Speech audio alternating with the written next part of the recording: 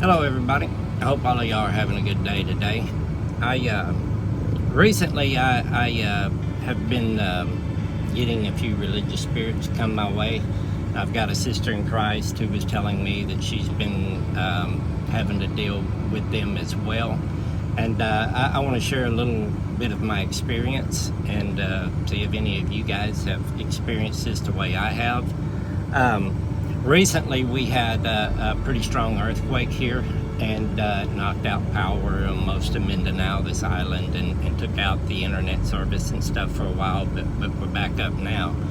But normally before there's an earthquake or anything like that, Lynn and I both, we just kind of just feel like uncomfortable, just, I don't know, you can just feel something, you know, it's like something's not right in the world. And I'll tell Lynn, I'll say, you feel that? Something's just not right. Something's not right in the world. I don't know what's about to happen, you know?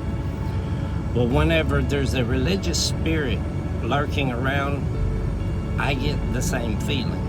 And I'll get it before they'll comment or send me a video message or something in Messenger, YouTube, Facebook, whatever. I'll get that uneasy feeling first. And then they'll send the message and I've got it, and I'm like, that's how I know a religious spirit. And they always, in their typing and in their comments, they have a code. There's a pattern to their speech or their writing. You know, they can't hide it. And the spirit just picks up on it. There's a cadence to it. And it's like they all share the same spirit. Now, I've had people that have came at me hard, you know, really strong, and it sounds like a religious spirit, you know, in the comments, but I didn't get that bad feeling from them.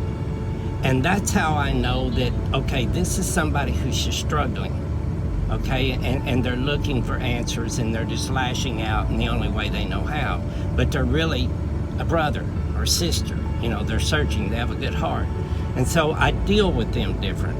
The other ones, I delete their comments and block them. I don't even try to debate with them anymore. It's useless. Anyway, I just want to share that with you guys and let you know that's how I identify them. And this sister in Christ that was talking to me this morning, she gets the same dreadful feeling come over her whenever she's, you know, one is about to comment or hit her up, and then, you know, afterwards. So, you know, right now there's a lot of people out there that salvation comes from revelation. When God reveals himself to you, when he speaks to you, that still small voice, and you experience his love. Because if God reveals himself to you, God is love, so he reveals himself to you in a love that human words is hard to describe, okay? So salvation, true healing, that word salvation means healing, comes from a personal revelation from God. And there's a lot of people out there, I call them internet gurus, who talk a good talk, all right? But they have zero personal knowledge of God. They have never experienced that. A lot of them just repeat the same old, you know, stuff, Manly P. Hall stuff, which, you know, he has some good information and stuff, but people just read a lot. The only thing they know is from what they've read. And they'll tell you, well, you know, the way I come to know the truth was one day I looked in the mirror and I saw God, you know, and so, but they have no personal experience of God. So anyway, to me, these guys are no different from the Bible bashers, okay? The Bible bashers come at you hard with their idol, what they believe is perfect and infallible, you know, and they try to use Bible verses as their double-edged sword, okay? And if you're young in the spirit, you know, it can be pretty troublesome at times to have to deal with them. And as you get more mature, the more, I call them Agent Smiths and stuff, the more advanced spirits will come after you, the more advanced programs. I call them programs in the Matrix, okay? But as we start talking about more spiritual things, there's going to be more and more of the false New Age come. You see, everybody accuses me of being New Age, and there's nothing new about what I teach. it's old. It's what Jesus taught, okay?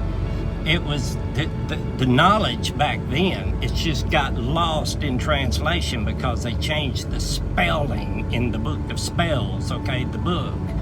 All right, so they created a spiritual guide into a religious book is what they've done.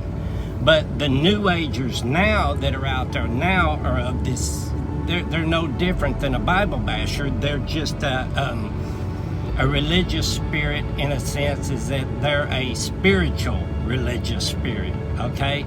They talk to you with a lot of book knowledge on things they've read or videos they've watched on the internet, but have no personal knowledge of God. And so they're going to be coming at a lot of people. The more you start talking in the spiritual language, the pure language, the harder these folks are going to come at you. During the time of Jesus' time on earth, these programs activated and came at Jesus hard, okay? During this time now, where we're coming into this time of the Christ mind, the Christ consciousness, the awakening of Christ, the manifestation of the sons and daughters of God.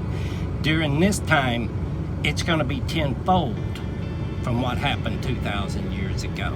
All right, because it's going to be all kinds of spirits that a lot of them haven't manifested until now.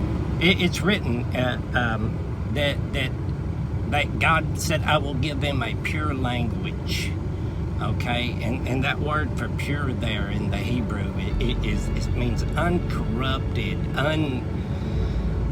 hadn't been stained with religious, rites, customs, routines, and things like that. It's someone who speaks purely of love. Remember I told you guys a while back that the new language says these signs that follow them, they'll speak in new tongues.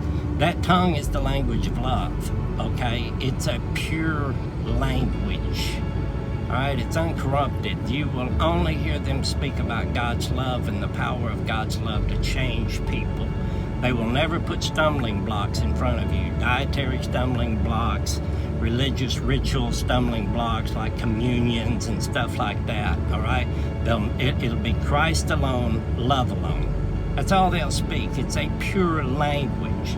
Also in that same book that's written, it talks about how they'll put a third of them in the fire, all right? This is a refiner's fire. And those who go through the fire, who've been through hell, all right, they've been purified. And those are, if you look at where the seraphim are made, how seraphim are made, seraphim angels, they are made in the fire. They're made from fire, all right? That's what this place is. I've told people for years and years and years that this place is a simulation, okay? And it's whenever you're a pilot, and you're going to be a fighter pilot, you have to spend hours and hours and hours in a flight simulator, okay? They're going to make you go through every kind of problem you can imagine before they put you in a real multi-billion-dollar jet, all right?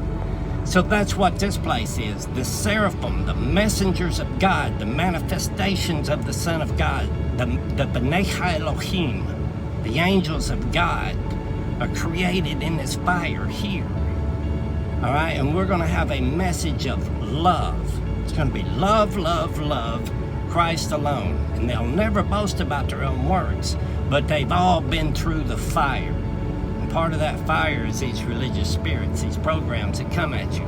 That's why Paul wrote about rejoice when they're coming at you like that.